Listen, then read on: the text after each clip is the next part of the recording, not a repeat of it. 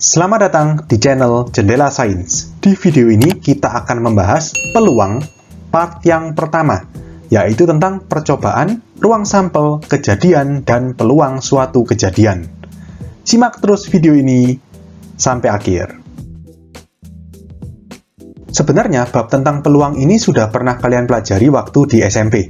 Hanya waktu itu yang dipelajari hanyalah peluang untuk kejadian-kejadian yang sederhana. Ya, di sini kita akan review, kemudian kita perdalam lagi menggunakan teknik kaidah pencacahan juga yang kalian pelajari di bab sebelum ini. Kita gunakan untuk menyelesaikan soal-soal peluang untuk kejadian-kejadian atau kasus-kasus yang lebih kompleks. Oke, tapi di sini kita mulai dari istilah-istilah peluang terlebih dahulu. Ada percobaan, ruang sampel, titik sampel, dan kejadian. Untuk menjelaskan istilah-istilah ini, saya pakai contoh soal. Jadi ini contoh bintang. Ya, di sini saya kasih kode contoh bintang. Nanti kalau ada di slide berikutnya atau part-part berikutnya, contoh bintang itu maksudnya ini, yaitu tentukan peluang munculnya mata dadu prima ganjil pada pelemparan sebuah dadu. Ya, kalian semua tahu ya, dadu bentuknya seperti ini. Bentuknya adalah kubus, berarti memiliki 6 buah sisi. Setiap sisi itu ada mata dadu. Mulai mata dadu 1, 2, 3, 4, 5 sampai mata dadu 6. Nah, terus di sini kita mulai dari istilah yang pertama, yaitu percobaan. Percobaan merupakan suatu kegiatan yang dilakukan satu kali atau lebih dengan suatu hasil yang dapat disimpulkan. Pada contoh bintang, percobaannya itu adalah pelemparan sebuah dadu.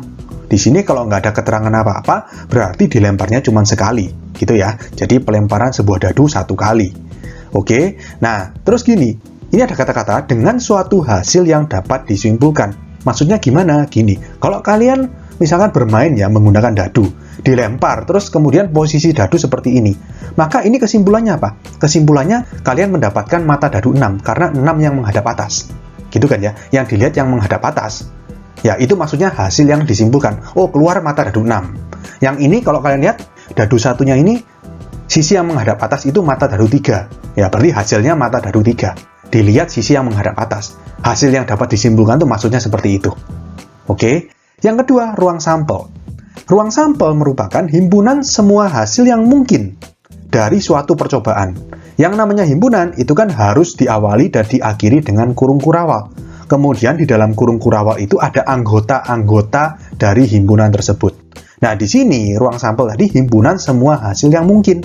Semua hasil yang mungkin tadi kalau misalkan dadu dilempar, apa saja kemungkinannya? Ya ini kan, bisa muncul mata dadu 1, mata dadu 2, mata dadu 3, 4, 5, dan 6. Ya kan? Berarti di sini, ruang sampelnya ya himpunan itu semua.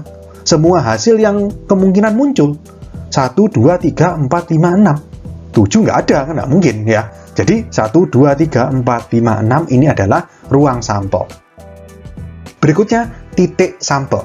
Titik sampel adalah anggota-anggota dari ruang sampel. Jadi anggota-anggota himpunannya. Jadi 1, 2, 3, 4, 5, dan 6. Jadi anggota-anggotanya. Kalau tadi himpunannya, sekarang anggota-anggotanya. Yaitu bedanya ruang sampel dan titik sampel. Yang keempat, kejadian. Kejadian ini definisinya adalah himpunan bagian dari ruang sampel yang diminta atau ditanyakan di soal. Di sini yang ditanyakan di soal kan ini. Kita lihat kalimatnya ya. Tentukan peluang munculnya mata dadu prima ganjil. Berarti yang diminta prima ganjil. Mata dadu prima ganjil, bilangan prima ganjil apa aja? 3, 5, 7. Tapi 7 tidak termasuk dalam himpunan atau ruang sampel. Di sini kan himpunan bagian dari ruang sampel. Mata dadu prima ganjil berarti cuma ada 3 sama 5. Ya, jadi ini himpunannya. Oke, jadi paham ya? Ini adalah istilah-istilah dasar pada peluang. Berikutnya kita ke frekuensi relatif dan peluang suatu kejadian. Frekuensi relatif suatu kejadian A adalah perbandingan antara seringnya muncul kejadian A dengan banyaknya percobaan yang dilakukan. Dirumuskan, FRA sama dengan NA per N. FRA itu adalah frekuensi relatif kejadian A, NA itu banyaknya kejadian A muncul, dan N itu banyaknya percobaan. Oke, misalkan seperti ini. Saya ambil contoh seperti contoh bintang tadi ya, pelemparan sebuah dadu. Ya. Misalkan dadu itu dilempar 10 kali, berarti banyaknya percobaan atau N-nya itu 10. Maka kan gini, misalkan dilempar pertama kali, keluar mata dadu 4 gitu ya, dicatat, keluar 4. terus dilempar lagi, keluar 6, dicatat. Gitu terus sampai 10 kali. Kemudian hasilnya dinyatakan dalam tabel seperti ini. Jadi ini yang pertama mata dadu, lalu ini ada frekuensi.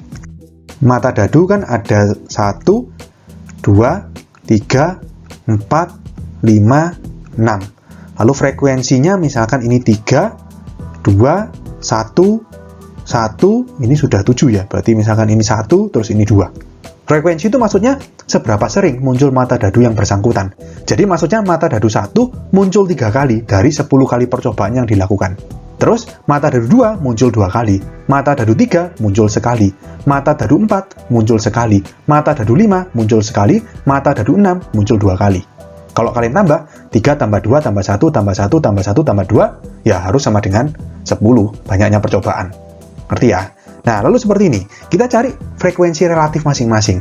Kita mulai dari mata dadu pertama. Frekuensi relatif kan banyaknya kejadian A muncul, berarti banyaknya mata dadu 1 muncul. Berapa kali? 3 kali. Berarti 3 per banyaknya percobaan, 10. Berikutnya, mata dadu 2, banyak munculnya 2 kali. Dibagi banyak percobaan, 10. Ya sudah, gampangannya tinggal frekuensi ini kalian bagi sama N atau 10. Jadi yang ini 1/10, yang ini 1/10, yang ini 1/10, yang ini 2/10. Kalau kalian total, 3/10 plus 2/10 plus 1/10 plus 1/10 plus 1/10 plus 2/10 ini sama dengan 10/10 atau 1. Ya. Jadi total frekuensi relatif dari semua kejadian yang mungkin itu sama dengan 1.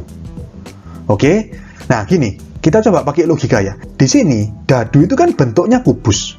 Berarti kan ke-6 sisinya itu kongruen. Kalau ke-6 sisinya kongruen, berarti harusnya banyaknya frekuensi yang muncul itu adil. Karena kan setiap sisi itu memiliki kesempatan yang sama untuk muncul. Logikanya kan gitu. Tapi ternyata dengan percobaan 10 kali pelemparan ini menghasilkan frekuensi seperti ini. Ya, ini timpang. Ada yang muncul 3 kali, ada yang muncul cuma sekali. Nah, inilah nanti hubungannya frekuensi relatif dengan peluang suatu kejadian. Jadi gini, jika percobaan itu dilakukan berulang-ulang kali, frekuensi relatif mendekati suatu nilai tertentu yang disebut dengan peluang suatu kejadian. Jadi gini, ini percobaannya kan cuma 10 kali. Coba diulang lebih banyak lagi. 100 kali, atau kita ambil yang bisa dibagi 6 ya, 120 kali gitu. 120 kali melempar dadu. Maka logikanya gini, dari 120 kali itu, ya secara normal lah ya, secara normal pasti muncul mata dadu 1 20 kali. Pasti terbagi rata. 20 kali, 20 kali, 20 kali, 20 kali, 20 kali, 20 kali. Kan gitu logikanya. Ya meskipun pada prakteknya nggak mungkin seperti itu, tapi ada lebih kurang pun paling 21, 19, 22 gitu.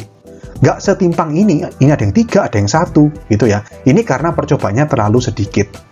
Ngerti ya? Jadi kalau percobaan dilakukan berulang kali, semakin banyak percobaan itu diulang-ulang terus, maka nilai dari frekuensi relatif akan mendekati suatu nilai tertentu atau nilai teoritis yang kita sebut dengan peluang suatu kejadian.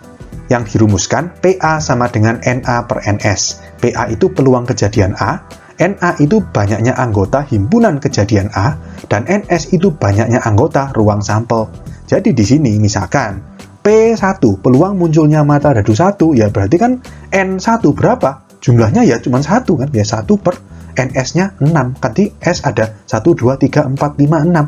Jumlah anggotanya 6. P2 berapa? P2 ya berarti banyak anggota himpunan munculnya mata dadu 2, ya 1 juga, 1/6. P3 juga 1/6. P4 juga 1/6.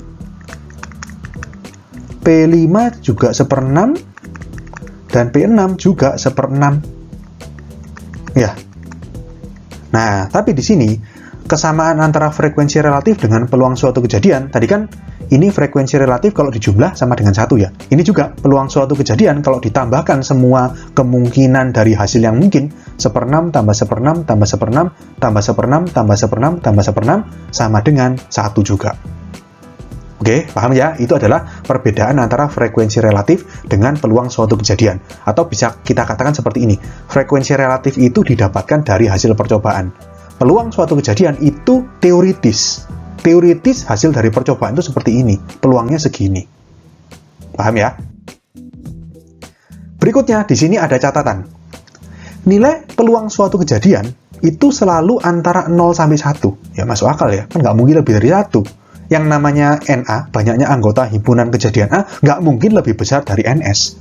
Karena kejadian A itu merupakan himpunan bagian dari ruang sampel. Nggak mungkin jumlah anggotanya lebih banyak dari ruang sampel. Makanya di sini PA itu maksimal 1 dan minimal 0. Negatif juga nggak mungkin. Namanya banyaknya kok kan nggak mungkin negatif. Ya jadi 0 lebih kecil sama dengan PA, lebih kecil sama dengan 1. Jadi di sini 0 sama 1 masih bisa ya. Ya, dia di antara 0 sampai 1 tapi 0 dan 1 ini ikut. Oke. Kalau misalkan PA sama dengan 0, itu kita sebut dengan kejadian mustahil atau tidak mungkin. Contohnya, peluang munculnya mata dadu 7 pada pelemparan sebuah dadu. Kan nggak mungkin. Mata dadu itu cuma ada 1 sampai 6. Nggak ada mata dadu 7. Itu namanya kejadian mustahil. PA-nya sama dengan 0. Dan kalau misalkan peluang kejadian A atau PA sama dengan 1, itu kejadian pasti. Pasti terjadi, peluangnya 1. Contohnya, peluang munculnya mata dadu bilangan asli pada pelemparan sebuah dadu. Ya, yang namanya bilangan asli, dari 1 sampai 6 itu semuanya bilangan asli. Ya pasti ini, PA sama dengan 1. Ngerti ya? Itu maksudnya kejadian pasti. Nah, terus kalau antara 0 sampai 1 gimana? Yang namanya peluang itu kan kita bicara ketidakpastian atau kemungkinan. Ya, kalau yang namanya antara 0 sampai 1 berarti ada kemungkinan terjadi, ada kemungkinan juga enggak. Dan sebagian besar peluang itu pasti berkisar antara 0 sampai 1. Karena kalau kita bicara peluang, erat kaitannya dengan yang namanya ketidakpastian atau kemungkinan. Oke? Nah, kalau kita kembali ke contoh bintang, peluang munculnya mata dadu prima ganjil pada pelemparan sebuah dadu adalah NA-nya berarti kan tadi mata dadu prima ganjil kan 3 sama 5, berarti NA-nya 2. NS-nya 6, berarti 2/6 atau sama dengan 1/3. Oke, paham ya? Oke, sekian untuk video kali ini. Untuk melihat playlist lengkap dari bab ini, bisa kalian klik thumbnail yang ada di sebelah kanan atas ini. Jika ada pertanyaan, saran, maupun kritik, bisa kalian tulis di kolom komentar. Semoga bermanfaat dan sampai jumpa di video selanjutnya.